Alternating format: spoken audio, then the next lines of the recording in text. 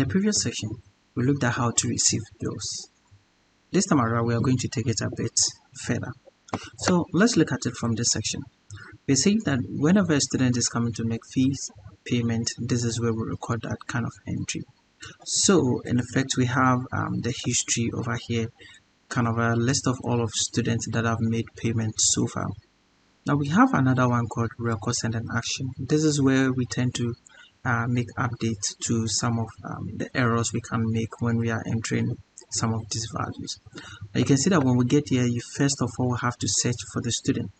So assuming you don't want to go through this and you would want to get the student from, say, this section. Now if I open this name, we have something like financial records. So you just click on that. Now when we get here, this is the same as actions. When we get here, you can see these are all of the receipts of this particular student.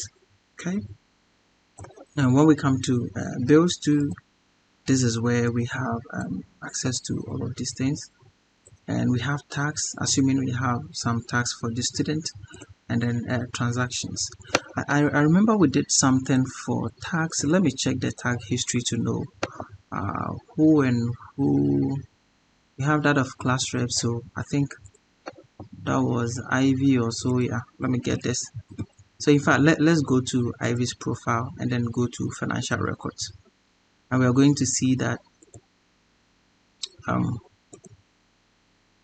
we don't have any value for this receipt because Ivy hasn't actually paid any fees yet.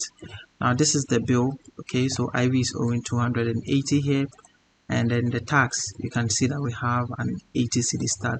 So if you want to look at the transactions, then we can see that Ivy was owing this value as student bill, and then the tax will reduce the bill by this value. We haven't received any money from Ivy yet, that Ivy is owing 200 cedis.